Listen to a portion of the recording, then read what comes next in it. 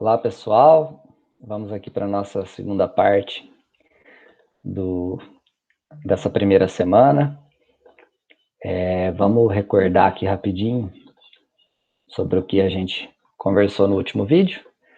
A gente falou aqui da parte da estatística, sobre, basicamente, ela faz uma análise dos dados, ela envolve aí a população e a amostra, seriam exemplos, pessoas entrevistadas, os tipos de variáveis que eu vou utilizar, e os passos para uma pesquisa estatística. A gente vai começar agora aqui. Deixa eu dar um zoom aqui, um pequeno. Aqui mesmo. Então, aqui eu vou dar um exemplo que a gente vai precisar para responder a nossa lista de exercícios. Tá? Então, eu vou começar aqui. Eu comentei com vocês a respeito de uma pesquisa qualquer das idades, né? Eu vou começar aqui dos elementos mais tranquilos para falar sobre frequências. O que vem a ser frequências? Frequências são aqueles números que correspondem aos resultados da minha pesquisa que eu fiz. Então, um exemplo aqui bem simples. Imagina que eu quero fazer uma pesquisa da idade dos alunos de uma sala. Vou colocar aqui 10 alunos. Vou chamar aqui de A, B, C, 4, 5, 6, 7, 8, 9, 10. Então, aqui nós temos 10 alunos, e eu vou e pergunto para esses alunos qual a idade deles. Então, imagina aqui que a gente tenha 18, 20, 21, 19, 20, 18, 19, 23, 20 e 22. Imagina que essas sejam as idades desses alunos. O que eu acabei de fazer? Eu fiz uma pesquisa, uma pergunta, aleatória. Perguntei para o aluno A, depois o aluno B, aluno C. Fiz essa organização aqui. Só que ela está de forma bagunçada. Então, se eu for analisar aqui o que a gente conversou no último vídeo, eu fiz aqui a minha coleta de dados. Como é que eu vou apurar esses dados? Então, a gente vai ter que falar em frequência. O que vem a ser frequência? Eu posso dizer que quantas pessoas responderam tal idade específica. Então, se eu for fazer aqui esta organização, que a gente chama de tabulação de dados, eu vou tabular. Para fazer uma tabulação, eu posso construir, se eu quiser, uma tabela.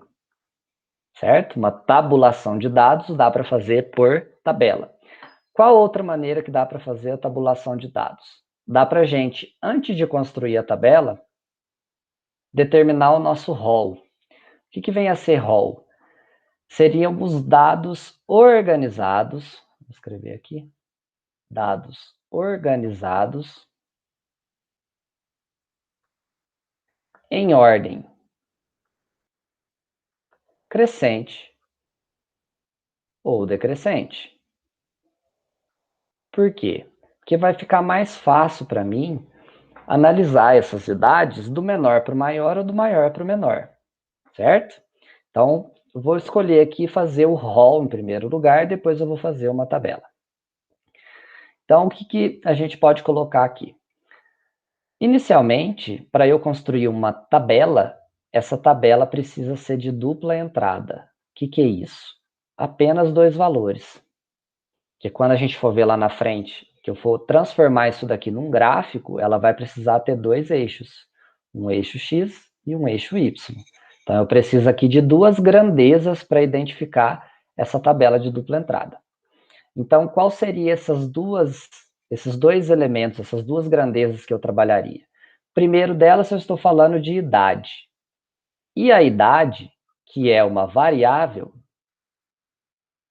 vai me gerar algum resultado, não representando uma qualidade dos alunos, mas sim como um número. Então, essa variável é uma variável quantitativa. E como eu não estou falando de intervalos, eu estou falando que é uma variável discreta. Então, vai me dar aqui um número inteiro, né, para essa idade aqui. Ninguém fala que tem 18 anos e meio. Tem 18 ou 19. Né? Falta um dia para você fazer 19 anos, você vai falar que eu tenho 18, amanhã eu faço 19, mas você toma posse, propriedade dos 18 anos, né?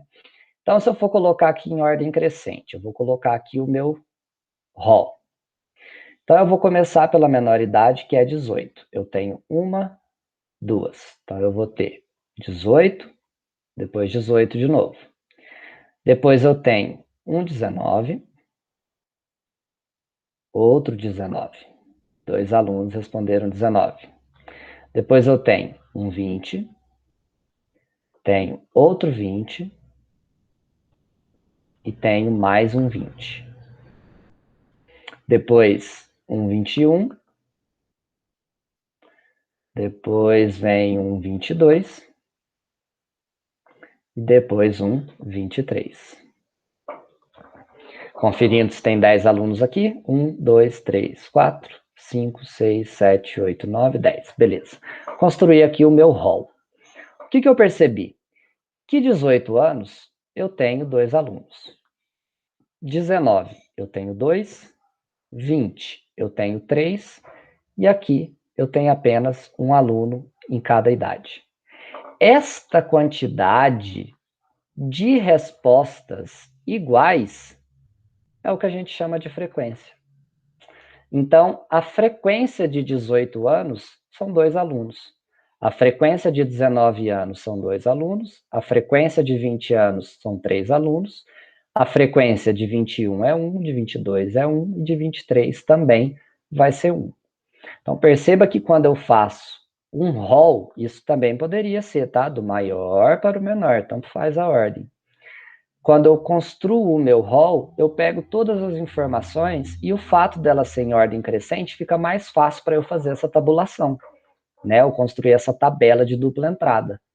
Então, quais são os 2 elementos que eu vou ter aqui nessa tabela de dupla entrada? Eu vou ter a idade e vou ter a frequência.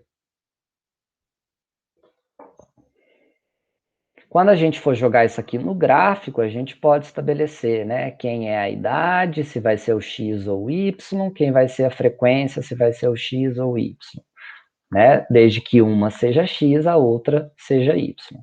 Então, da ideia melhor, aí aqui não vou entrar nesse aspecto, porque seria mais para educação básica, né? É só para a gente entender esse primeiro processo. Então, uma tabela, para que ela seja analisada perfeitamente na estatística, ela precisa ter um título, né? Então, idade dos alunos de alguma coisa, que não vou colocar tudo. A primeira grandeza minha que vai ser relacionada aqui seria a idade. A segunda grandeza seria a minha frequência. Ou seja, a quantidade de alunos que responderam aquela idade específica. Então, aqui eu tenho quais idades? Eu tenho 18, 19, 20, 21, 22, deixa eu descer aqui um pouquinho, e 23. 23. Qual seria a frequência dessas idades? 18 anos, 2 alunos, 2, 3, 1, 1 e 1. Para essa minha tabela ficar mais completa, o que eu preciso colocar aqui? Total de alunos que responderam aquela minha pergunta. Então, aqui nós temos um total de 10 alunos.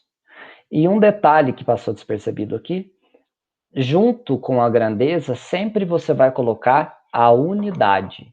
Então, a idade aqui entrevistada foi dada em anos, certo? E a frequência é dada, a gente não precisa escrever a unidade dela, mas a gente tem que saber que é a quantidade de alunos que responderam. Então, aqui, até tirar essa quantidade, colocar assim, a frequência, eu sei que já é a quantidade,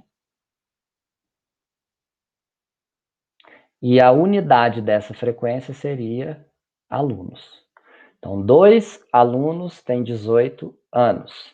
1 aluno tem 21 anos. E assim sucessivamente.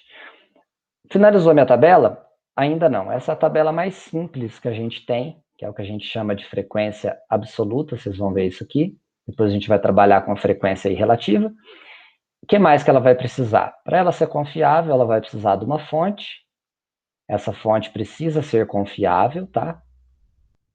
Então, a fonte aqui seria professor de matemática da disciplina, exemplo. Né? E aqui a gente constrói essa minha tabela. Eu não sei se vai ficar muito reta aqui, não vai. É só para vocês entenderem. Então, aqui, dividir em duas. Aqui assim. Separar aqui o título, né? Eu troquei de ferramenta. A outra ferramenta que eu usava tinha régua aqui, bem... Isso daqui eu estou apanhando ainda. Então, mais ou menos seria assim a minha frequência. Tá bom, gente? Nas próximas aulas, a gente vai aprender a diferença sobre frequência relativa e frequência absoluta. Até colocar aqui um spoiler, né?